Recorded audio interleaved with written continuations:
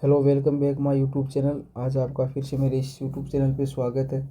जैसा कि आपको पता है कि हमने लास्ट लेक्चर के अंदर फार्माकोकाइनेटिक्स का कंप्लीट कर लिया था, जिसके अंदर हमने अब्जॉर्प्शन हो गया, डिस्ट्रीब्यूशन हो गया, मेटाबॉलिज्म हो गया और एक्सक्रीशन तीनों को पढ़ा था।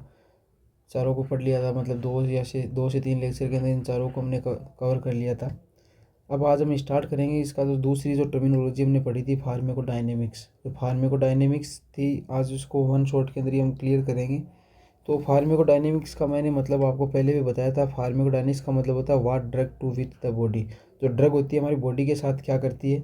और फार्माकोकाइनेटिक्स का था कि बॉडी हमारी ड्रग के साथ क्या करती है। तो बॉडी हमारे ड्रग के साथ करती है, एब्जॉर्प्शन करती है, डिस्ट्रीब्यूशन करती है, मेटाबॉलिज्म करती है, एक्सक्रीशन करती है। लेकिन आज हम यहाँ पढ़ रहे हैं डायनेमिक्स। डायनेमिक्स का मतलब होता है कि जो ड्रग होती है हमारी बॉडी के साथ क्या करती है। अब ड्रग हमारी बॉडी के साथ क्या क्या करेगी, फिजिकल, केमिकली और जो एंजाइमेटिक और रिसेप्टर, 3-4 तरीके से क्या करने वाली है, डील करेगी। तो इसमें सबसे पहले लिखा गया है कि it's deal with the effect of drug on the body. जो ड्रग का जो इफेक्ट रहता है वो हमारी बॉडी पे किस प्रकार से काम करता है, इसमें लिखा है, देखना।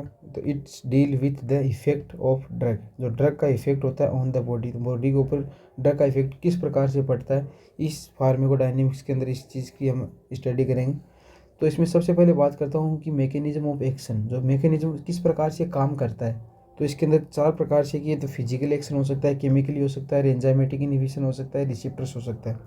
अब फिजिकली के अंदर होता है चारकोल। चारकोल एक एग्जाम्पल दिया गया। चारकोल का एग्जाम्पल इसलिए दिया गया है कि जैसे कि मान लो कि हमने एल्कोहल का इंटेक ज़्यादा कर लिया, टॉक्सिसिटी बढ़ गई, एल्कोहल ज़्यादा इंटेक कर लिया, तो उस टाइम हम क्या कर सकते हैं, चारकोल का इंटेक करके या मेडिसिन चारकोल ले सकते हैं, जो क्या करेगा, जो एल्कोहल होता है एल्कोहल, तो उसको क्या कर लेगा, ऑब्जर्व कर लेगा। ऑब्जर्व करने के बाद जो एल्कोहल की टॉक्सिसिटी है उसको कम करने का काम करता है। तो इसके अंदर हमने किसी केमिकल का यूज़ नहीं किया, सीधा चारकोल इंटेक किया। इंटेक करने के बाद चारकोल क्या कर लेगा, वापस जो रीअब्जॉर्व कर लेगा एल्कोहल को, तो इससे हमारी बॉडी के अंदर टॉक्सिसिटी कम हो जाएगी।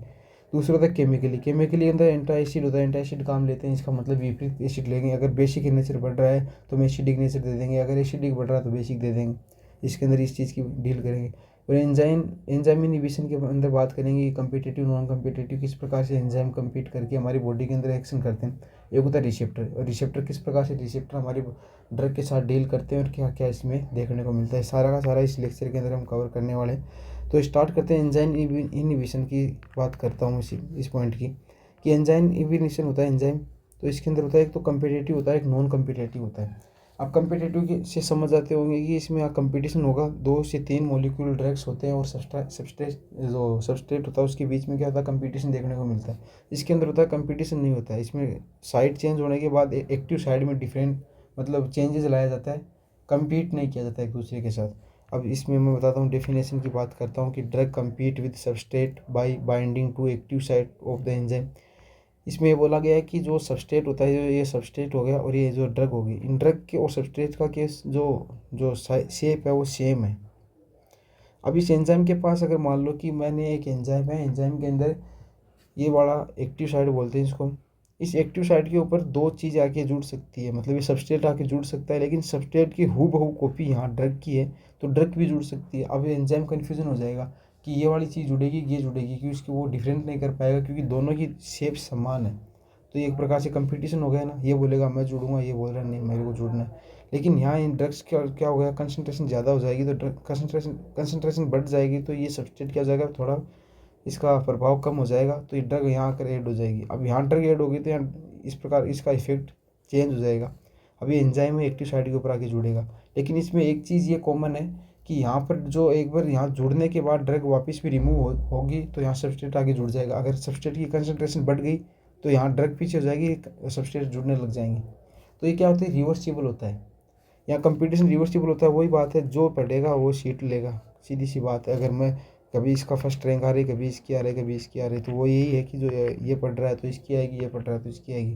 तो यही बात है कि अगर इसकी कंसनट्रेशन ज़्यादा तो ये जुड़ जाएगी, अगर इसकी कंसनट्रेशन ज़्यादा तो ये जुड़ जाएगी। तो ये इसमें होगा। लेकिन यहाँ जो नॉन कम्पिटिटिव में क्या होता है कि एक एलोस्टेरिक साइड होती है, जिसमें हाईलाइट कर देता हूँ थोड़ा, जो इसको बोलते हैं एलोस्टेरिक साइड होती है। वो क्या होती है कि एक्टिव साइड के अलावा एक अदर साइड होती है, जहाँ पर क्या होता है, एंजाइम आके जुड़ता है। अब यहाँ पर एंजाइम आके जुड़ने के बाद क्या करेगा, एलोस्टेरिक साइड के ऊपर, ये ड्रग के ऊपर, यहाँ ड्रग आके जुड़ेगी। अब ये ड्रग जैसे यहाँ आकर जुड़ेगी इसको चेंज कर देगी, इसकी एक्टिव साइड को चेंज कर देगी। अब पहले इस शेप की थी और जैसे यहाँ एक्टिव जो ये ड्रग आके अटैच होगी, अटैच होने के बाद इसे मैं एक डायग्राम और बनाता हूँ यहाँ पर। जैसे कि मान लो कि यहाँ रेड कलर कर लेता हूँ पहले। अब ये वाला मैं एग्जांपल बता रहा हूँ कि ये शेप चेंज किस प्रकार से होगी कि ये वाली, अब यहाँ पर था ये वाला जो यहाँ ड्रग आके अटैच होगी। अब ये ड्रग अटैच होने के बाद इसकी साइड चेंज होगी। अब यहाँ पर सबस्ट्रेट नहीं जुड़ पाएगा क्योंकि इसकी तो शेप पहले ये थी ना, पहले ये शेप थी जुड़ने से पहले, लेकिन यहाँ जुड़ने के बाद ये इसकी जो एक्टिव साइड होती है उसको किसी भी प्रकार से चेंज कर लेता है। अब यहाँ ये सबस्ट्रेट नहीं जुड़ पाएगा क्योंकि इसकी साइज़ अलग है, इसकी अलग है।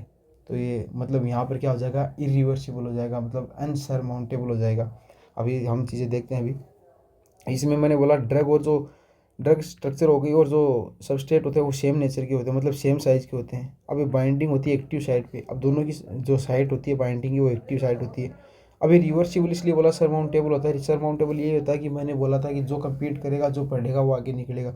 अगर इसकी कंसंट्रेशन बढ़ी तो ये जुड़ जाएगा, इसकी बढ़ी तो ये जुड़ जाएगा, तो सरमाउंटेबल होता है। अब एक के मैक्स इंक्रीज होता है, V max do not change हो गया। अब वी मैक्स मतलब वेलोसिटी यहाँ तो वही रहेगी क्योंकि यहाँ जितने ड्रग्स के मॉलिक्यूल यहाँ जुड़ने थे उतने जुड़ना है। अब यहाँ ड्रग आके जैसे कि मान लो कि यहाँ मैंने मान ली कि 5 एंजाइम थे। अब 5 एंजाइम पे या तो 5 सबस्ट्रेट जुड़ जाएंगे या 5 ड्रग आके जुड़ जाएगी, वो तो फिक्स है। तो वी मैक्स तो वेलोसिटी पर तो कोई इफेक्ट ही नहीं आएगा, डू नॉट चेंज। इसलिए क्योंकि यहाँ के अंदर दोनों के अंदर सबस्ट्रेट में सेम है तो दोनों जुड़ के वो वेलोसिटी को मेंटेन रखेंगे। अब के मैक्स होगा, के मैक्स इंक्रीज होगा। ये चीज़ें मैं आपको आगे बताऊंगा, अगर आपके माध्यम से आपको समझ में आएंगे, दोनों एक टर्मिनोलॉजी आगे आएंगी, वहाँ अच्छे से समझ में आएगा। के मैक्स होता है कंसनट्रेशन ऑफ ड्रग। अब ड्रग की कंसनट्रेशन यहाँ इंक्रीज हो रही है, तो कंपटीशन हो रहा है, ठीक है। तो यहाँ पर के मैक्स इंक्रीज हो गया। अब इसी प्रकार यहाँ दिया गया डिफरेंट हो गया। डिफरेंट मतलब होता है इसमें जो सबस्ट्रेट और ड्रग्स होता है वो क्या होता है, डिफरेंट साइड पे आके जुड़ते हैं। और बाइंडिंग होता है इलेक्ट्रिक साइट होता है, जो ये ड्रग होती है इसकी साइट होता है इलेक्ट्रिक साइट पे आके अटैच होता है। अब रिवर्सिबिलिटी होती है वो अनसरमाउंटेबल होती है, मतलब एक बार जुड़ने के बाद वापस चेंज नहीं होगी। अब ऐसा नहीं, अब ये ड्रग यहाँ से हट भी जाएगी ना तो इस एंजाइम की शेप ऐसी रहेगी, तो अनसरमाउंटेबल हो गया। अब के मैक्स डू नॉट चेंज होगा। डू नॉट चेंज इसलिए होगा क्योंकि यहाँ पर ड्रग की जो कंसंट्रेशन बढ़ी नहीं रही, क्योंकि ड्रग तो यहाँ जुड़ती जा रही है ना, इसको तो साइड पहले से मिल रही है। यहाँ तो कंपटीशन करना पड़ रहा है। कंपटीशन के लिए ड्रग की जो डोज बढ़ाई जा रही है, के मैक्स बढ़ाया जा रहा है कि ड्रग कंसंट्रेशन ऑफ ड्रग बढ़ाई जा रही है, तब यहाँ की अटैच हो रहा है। लेकिन यहाँ तो इसको साइड अलग पहले से अलग से मिल रही है, यहाँ तो कोई कंपटीशन ही नहीं है। तो ड्रग तो अटैच हो रही है, ड्रग अटैच हो रही है तो डू नॉट चेंज, कोई चेंज नहीं है। अभी मैक्स डिक्रीज, अभी मैक्स डिक्रीज इसलिए हो जाएगा क्योंकि यहाँ जैसे जुड़ने के बाद इसकी साइड चेंज हो गया। अब साइड चेंज होगी तो ये नहीं जुड़ पाएगा। अब ये जुड़ेगा नहीं तो इसकी वेलोसिटी कहाँ से होगी। अब ये जुड़ने के बाद तो एंजाइम काम कर रहा था ना, सबस्ट्रेट यहाँ अगर जुड़ेगा, जुड़ने के बाद उसकी एक्टिविटी बढ़ेगी। लेकिन अब तो ये जैसे चेंज होगा वापस रिवर्सिबल होगा तो ये साइड ऐसी कैसी रहेगी, तो अब ये जुड़े बिना रह जाएगा। अब अगर ये जुड़ ही नहीं पाएगा तो इसकी वेलोसिटी डिक्रीज होनी ही तय है। तो ये चीज़ें दोनों के अंदर हम एंजाइम इनिबिशन के अंदर पढ़ते हैं। अब आगे मैं बात करता हूँ रिसेप्टर, जो मैंने अभी लिखा था एंजाइम और रिसेप्टर। अब मैं रिसेप्टर की बात कर रहा हूँ। रिसेप्टर ही मैं मतलब स्मॉल अमाउंट में यहाँ डिस्कस कर रहा हूँ, तो मतलब अमाउंट का थोड़ा, फिर मैं आगे इसको डिटेल से रिसेप्टर को थोड़ा आगे जो सारे के सारे रिसेप्टर कौन कौन से टाइप्स हैं उनका भी डिस्कशन इसी लेक्चर में करूँगा, लेकिन थोड़ा सा पेशेंस बनाए रखना। अब एक होता है एफिनिटी, एफिनिटी और एक होता है इंट्रिंसिक एक्टिविटी। अब एफिनिटी का मतलब होता है कि कोई ड्रग है वो उसके साथ टारगेट के साथ जब बाइंड होने की जो क्षमता होती है उसको एफिनिटी कहते हैं। अब बोलता है ability to drug to the bind of receptor. अब जब तक जो ड्रग है ना, ड्रग का रिसेप्टर के साथ बाइंड होने की जो एफिनिटी जो क्षमता है उसको बोलते हैं एफिनिटी, समझ गए। और दूसरी तो इंट्रेंसिक एक्टिविटी। अब इंट्रेंसिक एक्टिविटी है कि मान लो कि जो ड्रग है वो टारगेट या रिसेप्टर के साथ अटैच हो गई। अब अटैच होने के बाद ये दोनों मतलब अब एक्शन किस प्रकार से करेंगे, वही बात है कि दोनों चीज़ जब मिलने के बाद जो काम करना चाहिए कितना करेगी वही कहलाती है इंट्रिंसिक एक्टिविटी। तो ability of the drug to produce action after binding, मतलब जुड़ने के बाद जो ड्रग है रिसेप्टर के साथ जुड़ने के बाद जो ड्रग कितना एक्शन करेगी वो कहलाती है इंट्रिंसिक एक्टिविटी।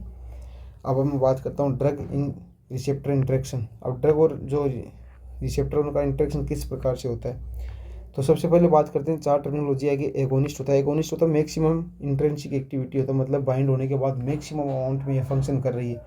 एक होता है पार्शियल एगोनिस्ट होता है, पार्शियल का मतलब होता है थोड़ी बहुत अमाउंट में बढ़ रहा है, तो ये सब मैक्सिमम इंट्रिंसिक एक्टिविटी होता है, थोड़ा बहुत बढ़ रहा है। अब मान लो कि +1 फंक्शन कर रहा है, 0 से 1 के बीच काम करेगा। अब रिवर्सिबल या इन्वर्स एगोनिस्ट होता है, दोनों बोल सकते हैं इसको। ये क्या करता है, अपोजिट एक्शन ऑफ एगोनिस्ट। अब मतलब ये अपोजिट इसलिए काम कर रहा है कि ये ग्राफ ये जो नीचे दिया गया मैं समझाऊंगा कि ई जो रिवर्सिबल है, रिवर्सिबल होता है, ये क्या करता है कि एगोनिस्ट की क्या होता है, अपोजिट होता है। अपोजिट इसलिए होता है क्योंकि ये मैक्सिमम फंक्शन करता है तो लेस फंक्शन करता है। ये +1 पे जा रहा था -1 पे आएगा। तो इस प्रकार से मैंने ये लिखे हैं ताकि आपको समझ में आ जाए ग्राफ के लिए। एक होता है एंटागोनिस्ट। एंटागोनिस्ट का मतलब होता है नो एक्शन ऑफ इटसेल्फ, ये खुद से कोई क्या नहीं करता, एक्शन नहीं करता, but interference with the action of the drug, तो ड्रग के साथ इंटरफेरेंस करता है, तो यहाँ पर ये एंटागोनिस्ट होता है। अब इसको मैंने ग्राफ के द्वारा समझाएगा। एक्शन ऑफ रिसेप्टर हो गया, ये डोज हो गई। अब मैंने ये ग्राफ लिखा है कि सबसे पहले एगोनिस्ट हो गया, सबसे ज़्यादा ये फंक्शन करेगा, उसके बाद हो गया पार्शियल एगोनिस्ट हो गया, फिर एंटागोनिस्ट हो गया, रिवर्सिबल हो गया। तो रिवर्सिबल आप समझ गए होंगे।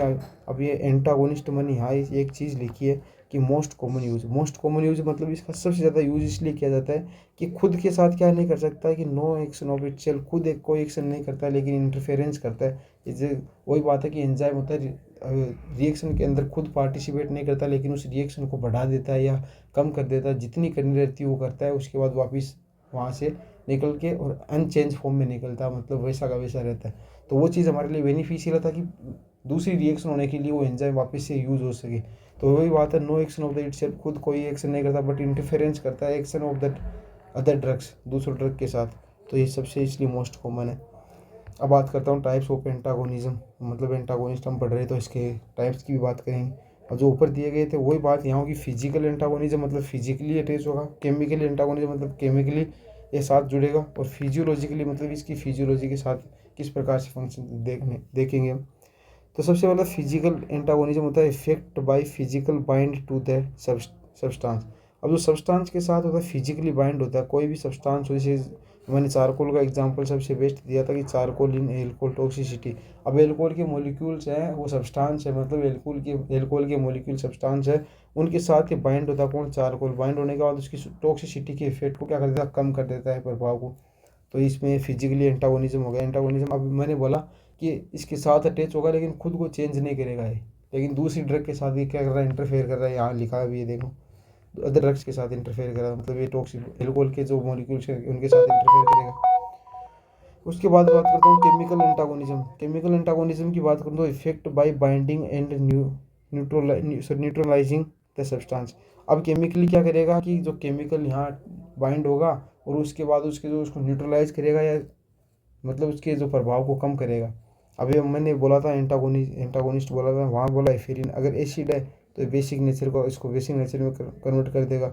अगर चिलेटिंग एजेंट होते हैं वो, जैसे आयरन हो गया, ये कॉपर हो गया, या तो डिफ्रेंप्रोन हो गया, ये चिलेटिंग एजेंट, ये सारे एजेंट यहाँ के काम आएंगे। यहाँ आप बस ध्यान में रखना एग्जाम्पल के तौर पे, ये भी लिख सकते हो आप, ये याद रहे तो ये भी याद रख लेना कि इसका काम होता है केमिकली एंटागोनिज्म का मतलब होता है एंटागोनिज्म कि केमिकल यहाँ पर यूज़ किए जाते हैं। अगर मान लो एसिडिक नेचर बढ़ रहा है तो हम बेसिक चीज़, मतलब उसमें बेसिक जो ऐड करेंगे केमिकल, बेसिक नेचर का केमिकल ऐड करने के बाद उसके प्रभाव को कम करेंगे, इस प्रकार से।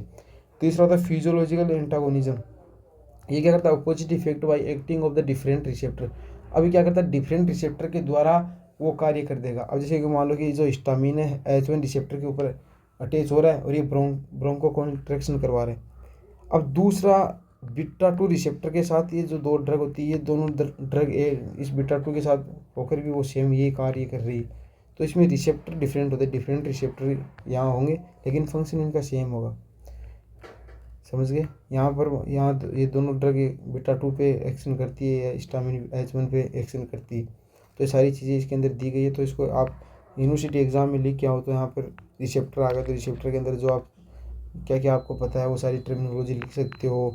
ड्रग रिसेप्टर इंटरेक्शन किस प्रकार से होता है, चारों टर्म आपको याद रखनी है, चारों की चारों एग्जाम में लिखनी है। फिर एक ग्राफ बना देना, फिर टाइप्स लिख देना, टाइप्स के अंदर फिजिकल, केमिकल और फिजियोलॉजिकल हो जाएगा। फिर अब मैंने ऊपर जो वीमेक्स और केम की बात की ना कि आगे बताऊंगा, वही चीज़ है। यहाँ मैंने एक्सप्लेन तो वहाँ कर दी लेकिन एक बार समझ लेते हैं। वीमेक्स का मतलब होता है maximum velocity of the reaction की जो मैक्सिमम वेलोसिटी होती है बिटवीन एंजाइम और ड्रग्स। जो इन दोनों के बीच में रिएक्शन होने के बाद जो इनकी दोनों की मैक्सिमम रिएक्शन होगी या जो वेलोसिटी होगी कि एंजाइम और ड्रग हो गए, अब बाइंड हो गए, बाइंड होने के बाद कितनी मैक्सिमम इसकी वेलोसिटी कितनी स्पीड से अपना इफेक्ट दिखा रही। दूसरी केएम का मतलब concentration of drug at which speed of reaction it half of Vmax. Vmax का इसमें हाफ हो जाता है, मतलब स्पीड को आधी कर देता है जब अगर ये बढ़ रहा है।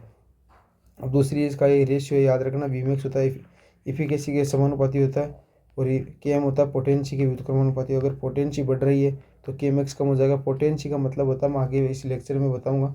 पोटेंशी मतलब कोई ड्रग दे रहा हूँ मैं कम अमाउंट में, देखिए उसका ज़्यादा मेरे को क्या लेना है कि इसका रिजल्ट लेना है, तो वो पोटेंशी कहलाती है। मान लो कि मैंने 10 mg की कोई टेबलेट दी, तो वो अपना कार्य कर रही है 20 या 40 mm कम कर रही है। कोई मेरे दूसरी सेम नेचर की साल्ट जो ड्रग दी, मतलब सेम क्लास की, कि मैंने पहले 10 mg दी थी, वो 40 mg कम कर रही थी। फिर मैंने एक 40 mg की टेबलेट दी, वो 40 mg क्या कर रही है कि ड्रग के रिजल्ट दे रही है कि उसकी बीपी को कम कर रही थी। तो मेरे लिए पोटेंशी इसकी ज़्यादा होगी कि 10 mg में मेरा काम हो रहा है। तो वही बात, अगर ये ज़्यादा है तो ये कंसनट्रेशन कम होगी, तो 10 mg और एक 40 mg, कंसनट्रेशन यहाँ ज़्यादा है और यहाँ कम है, तो उल्टा हो गया।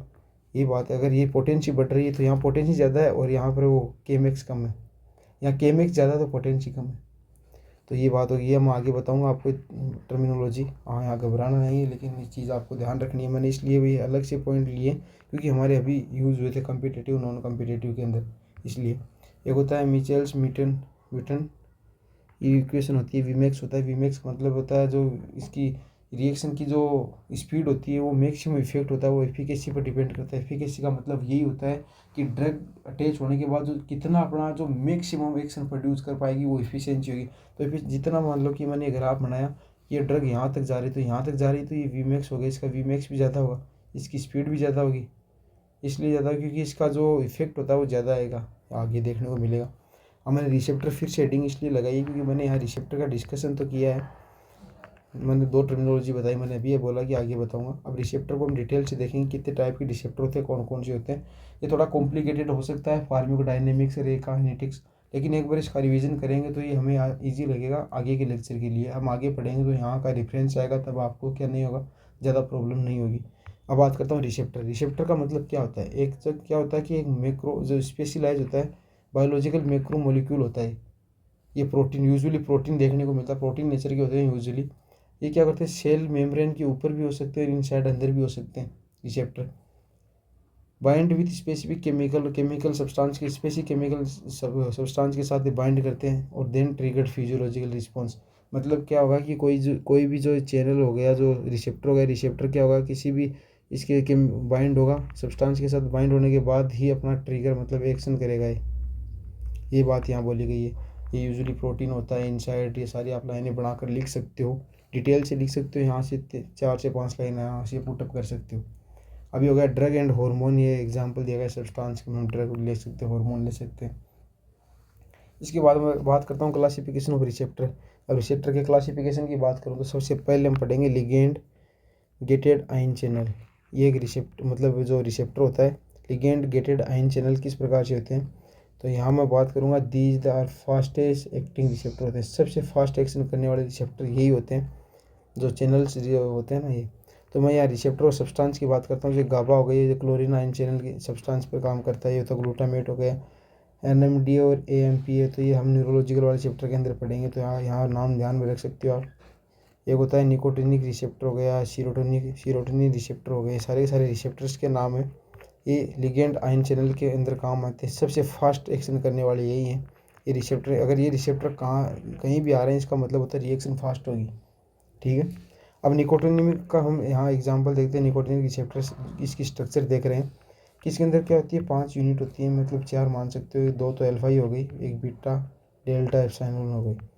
अब ये इस प्रकार की स्ट्रक्चर है। यहाँ एक गैप दिया हुआ, यहाँ पर क्या होगा, कोई भी सब्सटेंस आके जुड़ेगा, जिसको हम क्या, ये आउट एरिया है, ये इन है, ये क्या है, सेल मेम्ब्रेन के ऊपर ये रिसेप्टर देखने को मिल रहा है। अब यहाँ क्या होगा, सोडियम आएगा। सोडियम आने के बाद इसको अंदर ले जाने के लिए कुछ ना कुछ तो परिवर्तन इसको करना पड़ेगा, ताकि यहाँ से इजीली क्या हो जाए, पास हो जाए। तो इसके अंदर मेनली जो यूनिट होती है ना, मेनली एल्फा होती है, वो इसमें फंक्शन करती है।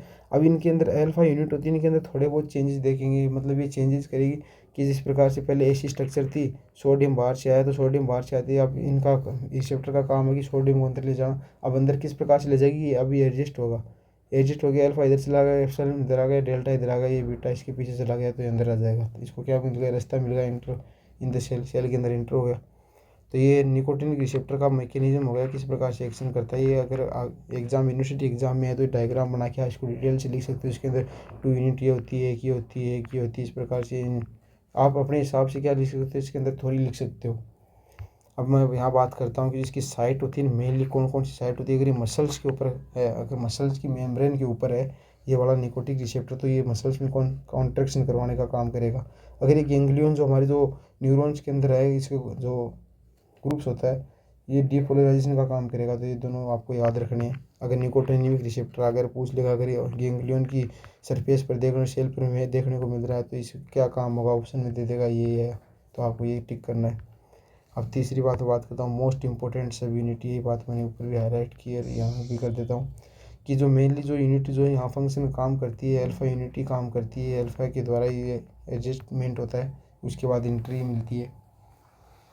तो यहाँ तक आपको अच्छे से समझ में आ गया कि ये मैंने जो ये बताया है कि लिगेंड गेटेड चैनल होते हैं वो किस आयन चैनल होते हैं किस प्रकार के होते हैं, ये एग्जांपल बता दिए। ये कम्पिटिटिव एग्जाम में काम आने वाली चीज़ें हैं। अगर यहाँ भी आपको पूछे तो क्लासिफिकेशन लिखने के बाद आप यहाँ थोड़ी लिख सकते, फास्टिंग होता है, रिसेप्टर होते हैं, कुछ रिसेप्टर इस प्रकार से आप यहाँ नाम याद रखना है, फिर ये डायग्राम बना दोगे तो आई थिंक आपको नंबर कोई नहीं कट करेगा यहाँ। और ये कंपटीशन में तो आपको बहुत ही जो आपका क्या बोल सकते हैं कि बैकबोन हो सकता है ये सारा कंटेंट, क्योंकि यहाँ से सब कुछ आएगा, कंपटीशन एग्ज़ाम के अंदर भी देखने को मिलेगा। तो अब मैं आगे बात करता हूँ, ये साइट्स हो गई। अब दूसरा होता है एंजाइमेटिक रिसेप्टर होता है। एंजाइमेटिक रिसेप्टर के अंदर होता है एंजाइम्स को हम काम में लेते हैं जो रिसेप्टर के साथ अटैच होकर किस प्रकार से फंक्शंस करते हैं। आपने देखा होगा कि जो ट्रिप्सिकाइनेज होता है वो इनएक्टिव फॉर्म में होता है, फिर आगे जाके एक्टिव फॉर्म में कन्वर्ट होने के बाद अपना फंक्शन करता है। तो यहाँ मैंने एक स्ट्रक्चर बनाई है, ये एंजाइम है। एंजाइम के ऊपर एक रिसेप्टर था, रिसेप्टर के ऊपर लिगेंड आके जुड़ा, लिगेंड आने के जुड़ने के बाद ये एक्टिव हो जाता है। पहले इनएक्टिव फॉर्म में था, तो ये एंजाइम था, इस एंजाइम के ऊपर रिसेप्टर पाया जाता है, tyrosine kinase receptor. Tyrosine kinase receptor के ऊपर लिगेंड आकर जुड़ता है, लिगेंड आकर जुड़ने के बाद फॉस्फोराइलेशन होगा। फॉस्फोराइलेशन होने के बाद जो इनएक्टिव फॉर्म में जो टायरोसिन काइनेज था वो इनएक्टिव में था, तो यहाँ पर एक्टिव फॉर्म में टायरोसिन में कन्वर्ट हो जाएगा। और जैसे ही एक्टिव होगा, एक्टिव होते अपना फंक्शन करने लग जाएगा, सेल प्रोलिफिकेशन करने लग जाएगा, मतलब सेल की ग्रोथ में अपना योगदान देने लग जाएगा। तो ये इस प्रकार से समझ गए। दूसरा होता है जेके काइनेज रिसेप्टर होता है, वो मतलब प्रोलेक्टिन जो ग्रोथ हार्मोन है उनके ऊपर पाया जाता है। और सेम फंक्शन इसी के अंदर होता है, लिगेंड आके जुड़ेगा, फिर इसमें कुछ चेंजेस आएंगे, फिर चेंजेस आने के बाद इनएक्टिव फॉर्म से एक्टिव फॉर्म में कन्वर्ट होंगे और ये इस प्रकार से फंक्शन करेंगे। तो ये एंजाइमेटिक रिसेप्टर हो गए कि एंजाइम भी एक रिसेप्टर के रूप में काम कर सकते हैं, समझ गए। तीसरा होता है न्यूक्लियर रिसेप्टर। तो न्यूक्लियर रिसेप्टर तो सबसे स्लोएस्ट फंक्शन करते हैं और सबसे फास्ट रेट मैंने बता ही दिया, लिगेंड गेटेड आयन चैनल वाला। अब ये सबसे स्लोएस्ट क्यों होते हैं, क्योंकि जो न्यूक्लियर रिसेप्टर होते हैं मतलब ये सेल के अंदर देखने को मिलते हैं। ये सेल स्ट्रक्चर है, ये न्यूक्लियस हो गया, ये साइटोप्लाज्म हो गया। अब यहाँ पर रिसेप्टर्स पाए जाते हैं सेल। अब इतनी देर तो हम क्या पढ़ रहे थे, सेल के या एंजाइम की सरफेस के ऊपर थे, बाहर ही थे, सीधे लिगेंड आके जुड़ रहा था तो एक्शन फास्ट हो रही थी। अब यहाँ क्या कंडीशन क्रिएट हो गई कि कोई सेल है, सेल का न्यूक्लियस हो गया। अब यहाँ इसके अंदर क्या पाए जाएंगे, ये इस प्रकार से क्या होंगे, रिसेप्टर्स होंगे या इसके अंदर होंगे। अब यहाँ पर इस रिसेप्टर के पास कोई भी लिगेंड आएगा तो उसको सबसे पहले एक क्या करनी पड़ेगी, सेल मेम्ब्रेन को क्रॉस करना पड़ेगा, उसको क्रॉस करने के बाद ये आगे आएगा। तो यहाँ तक पहुँचने के लिए आई थिंक आप समझ गए टाइम तो लगेगा, तो इसलिए स्लोएस्ट हो जाता है, ठीक है। तो मैं आगे बात करता हूँ, ये स्लोएस्ट है। अब यहाँ एग्जांपल दे दी जो न्यूक्लियस के सरफेस पे देखने को मिलते हैं, अंदर देखने को मिलते हैं, जैसे estrogen, progesterone, vitamin A, T3, T4 receptor होते हैं, न्यूक्लियस के अंदर होते हैं। साइटोप्लाज्म में एंड्रोजन हो गया, मिनरलोकोर्टिकोइड, ग्लूकोकोर्टिकोइड, विटामिन डी रिसेप्टर हो गए। अब ये आई थिंक जब मैं यहाँ बात करूँ तो आपने 12th क्लास की NCERT देखी होगी, उसके अंदर जो चैप्टर में लास्ट वाले समथिंग लास्ट सेकंड पेज पे दिया था कि जो एंजाइम वाला फंक्शन था ना, एंजाइम जहाँ पढ़ा था आपने, तो इसमें दिया हुआ था एक डायग्राम था, पूरे पेज के ऊपर डायग्राम दे रखे दो। तो उसके अंदर दिया गया है कि सबसे ऊपर जो सेकेंडरी मैसेंजर बन रहा है, एक सीधा डायरेक्ट फंक्शन कर रहा है, मतलब एक तो साइटोप्लाज्म के अंदर आ रहा है, एक सेम न्यूक्लियस के अंदर आ रहा है, FSH और LH, इनके फंक्शन आपने वहाँ देखे होंगे, डायग्राम है NCERT के अंदर। एक बार आप उस NCERT वाले डायग्राम को देखना, आपको समझ में आ जाएगा न्यूक्लियस और साइटोप्लाज्म जो वो वहाँ जो रिसेप्टर यूज़ हो रहे हैं वो न्यूक्लियर रिसेप्टर है। वो डायग्राम में अच्छे से क्लियर दिखाए गए हैं, एक बार वहाँ आप देखना, क्योंकि आप 12th जस्ट मतलब आपने पढ़ी है 1-1.5 साल पहले, तो वो रिलेट कर पाओगे। वो न्यूक्लियर रिसेप्टर का एग्जाम्पल है, NCERT में डायग्राम दिया गया है, वो आपका काम है जाके वहाँ से पढ़ना, देखने के लिए, समझने के लिए, इसलिए बोल रहा हूँ। अब सबसे लास्ट बात करता हूँ GPCR, सबसे इम्पोर्टेंट है, मैक्सिमम फंक्शन इसी से होते हैं। जो हमारे जो बॉडी में जो मैक्सिमम रिसेप्टर देखने को मिलते हैं वो होते हैं GPCR होता है, जिसमें इसका फुल फॉर्म जी प्रोटीन कपल्ड रिसेप्टर होता है। जी प्रोटीन कपल्ड रिसेप्टर की बात, इसका दूसरा होता है सर्पेंटाइन रिसेप्टर बोल सकते हैं, या सेवन ट्रांस मेम्ब्रेन रिसेप्टर बोल सकते हैं, या हेप्टा हेलिकल रिसेप्टर, ये सारे इसी के नाम हैं। अब मैं इसके अंदर बात करता हूँ कि ये इसका नाम इस प्रकार से क्यों दिया गया है। एक जी प्रोटीन, जो जी की बात करता हूँ, जो जी प्रोटीन यहाँ देखने को मिलती है। अभी जी प्रोटीन के जस्ट पास एक होता है GPCR, एक रिसेप्टर होता है इस प्रकार से। अभी रिसेप्टर यहाँ दिया गया, तो यहाँ पर कुछ ड्रग्स आकर जैसे अटैच होगी ना, तो इसकी स्ट्रक्चर के अंदर चेंजेस आएंगे। चेंजेस आते ही ये क्या करेगा कि जी प्रोटीन को मैसेज देगा कि मेरे मतलब ये आके ड्रग आके जुड़ी है, तो ये आपको ये एक्शन ये करनी है, इसको मैसेज भेजेगा कि आपको अब क्या करना है। जी प्रोटीन को कोऑर्डिनेट करेगा अकॉर्डिंग टू ड्रग, कि यहाँ कौन सी ड्रग आके जुड़ी है, कौन क्या मतलब फंक्शन के लिए, किस पर्पज़ से जुड़ी है। तो वो मैसेज जी प्रोटीन को देगा। जी प्रोटीन को जैसे मैसेज मिलेगा, वो दो के अंदर कन्वर्ट हो जाएगा, एक्टिव फॉर्म में और इनएक्टिव फॉर्म में। तो जिस जी प्रोटीन की एक्टिव फॉर्म होती है, एक्टिव फॉर्म के अंदर 3 सब यूनिट होती है, अल्फा बीटा और गामा। तो ये सेकंड मैसेंजर भी इसको बोलते हैं, क्योंकि जैसे कि मान लो कि ड्रग थी, ये ड्रग तो सीधी अंदर जा नहीं सकती, अब इसको मैसेज पहुंचाना है, तो सबसे पहले प्राइमरी मैसेंजर के पास आएगी। प्राइमरी मैसेंजर इसको क्या करेगा, इस मैसेज को एक्टिव फॉर्म के द्वारा इस सेकेंडरी मैसेंजर के पास ले जाएगा। अभी सेकेंडरी मैसेज सीधा टारगेट पे जाके अपना मैसेज छोड़ेगा और वो काम करवाएगा।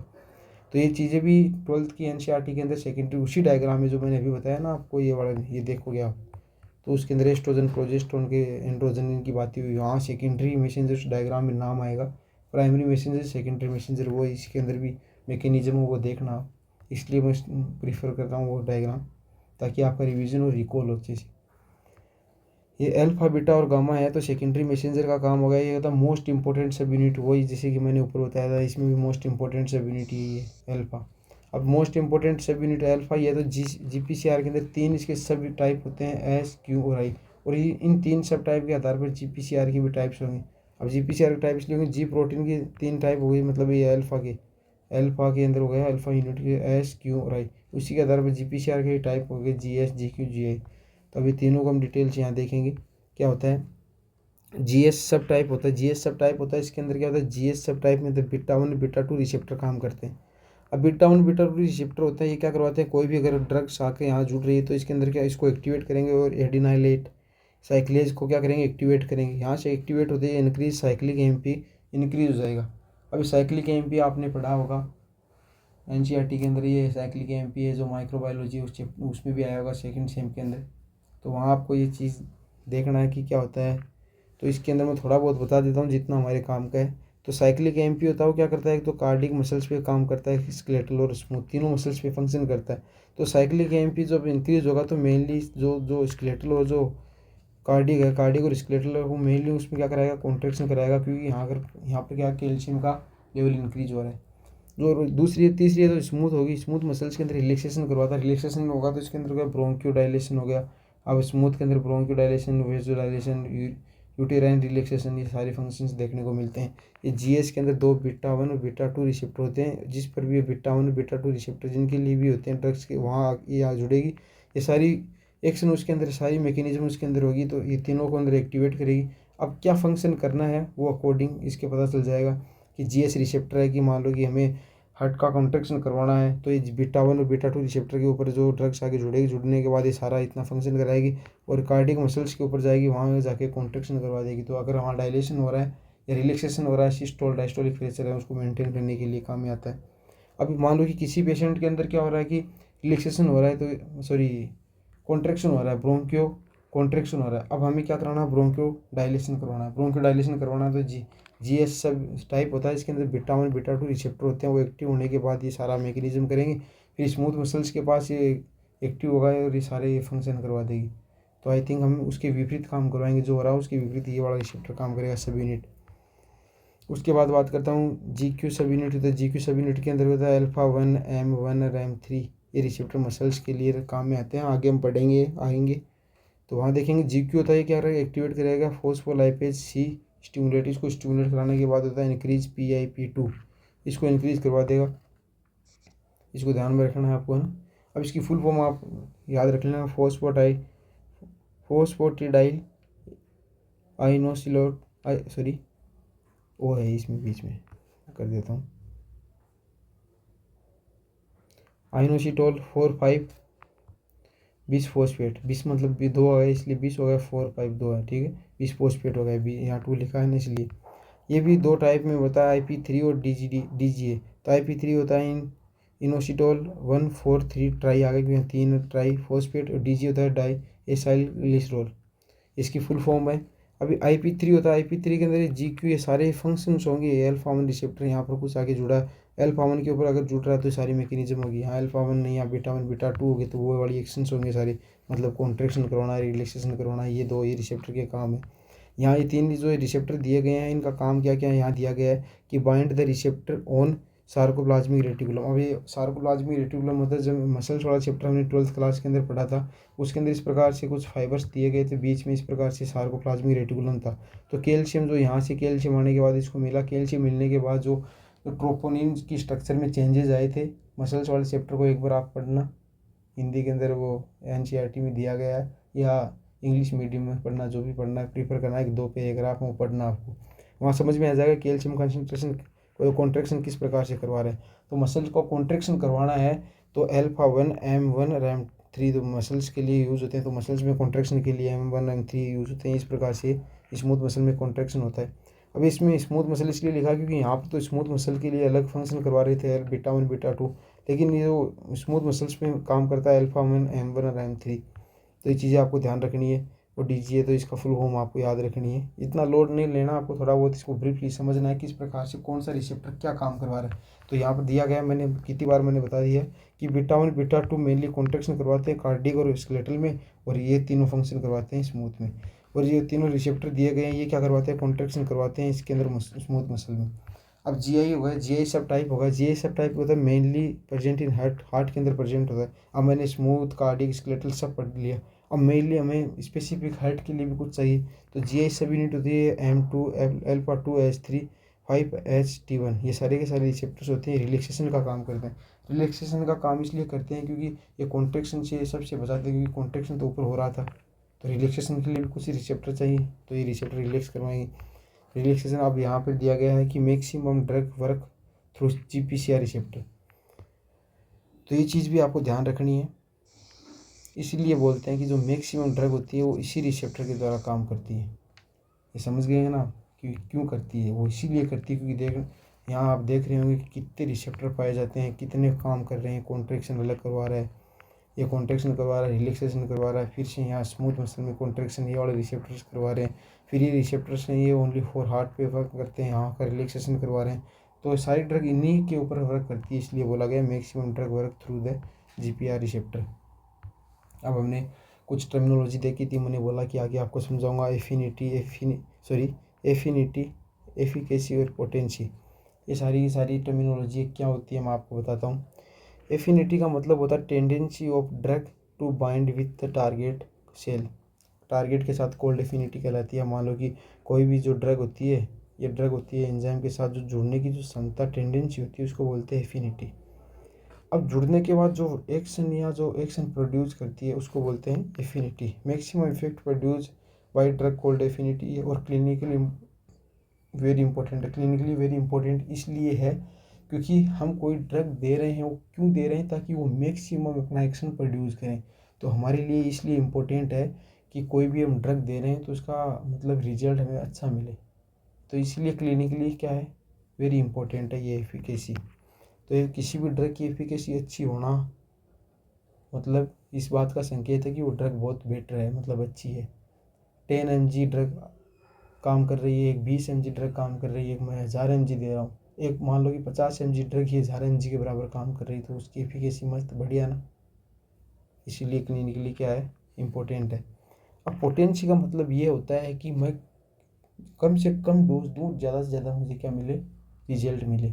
अब ये होता है potency is relative dose of drug required to produce of particular effect, मतलब पर्टिकुलर इफेक्ट मिल रहा है। मैंने बोला कि जो यहाँ एग्जांपल भी दिया गया, मैं समझाऊंगा। पर्टिकुलर इफेक्ट इसलिए बोला कि मैंने 10 mg दी, एक 50 mg दी, लेकिन ये दोनों जो काम कर रही है 40 mmHg को कम कर रही है रे, सॉरी 50 mmHg को कम कर रही है, 50 mmHg को कम कर रही है, लेकिन मैंने 10 mg दे के ही इतना इफेक्ट प्राप्त कर लिया, तो इसकी पोटेंसी भी अच्छी होगी।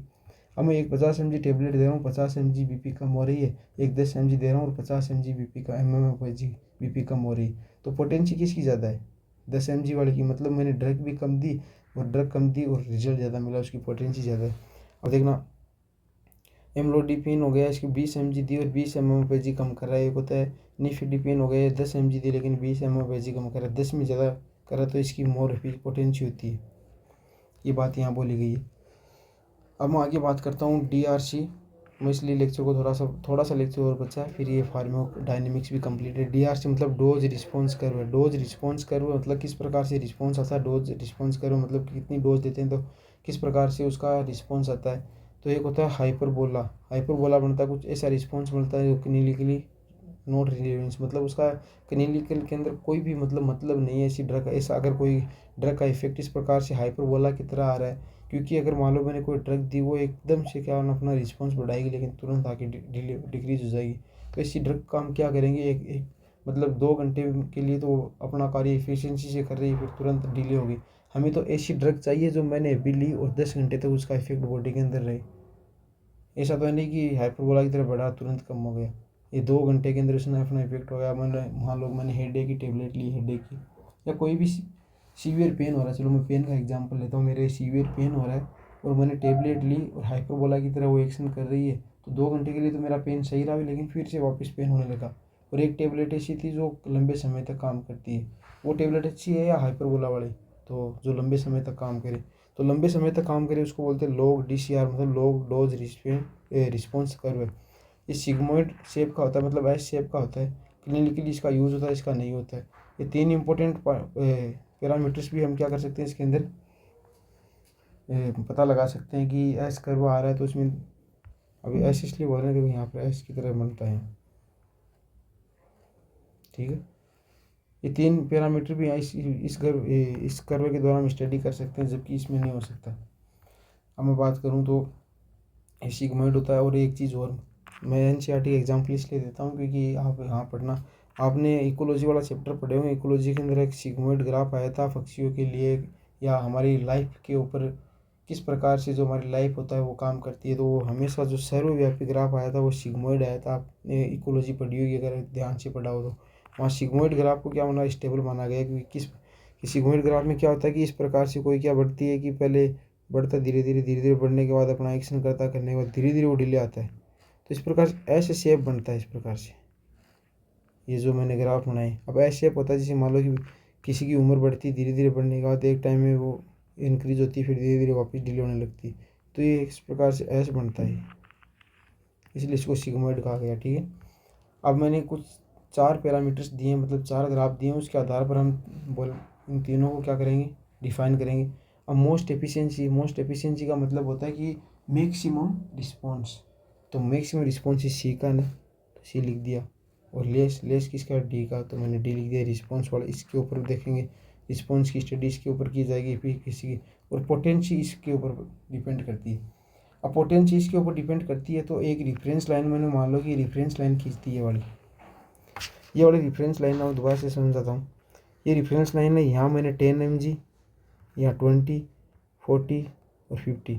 अब यहाँ देखना, मैंने 10 mg दे के इस रेफरेंस लाइन पे देखा कि किसका कर्व ज़्यादा रहा है, डी का। 10 mg के अंदर डी पूरा अपना मैक्सिमम वर्क कर रही है, लेकिन ये 50 mg के अंदर ये जो बी है ये तो कम कर रही है ना अपना फंक्शन।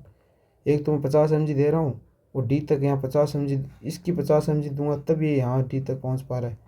एक मैंने 10 mg दी तो डी यहाँ तक आ गया इस रेफरेंस लाइन पर।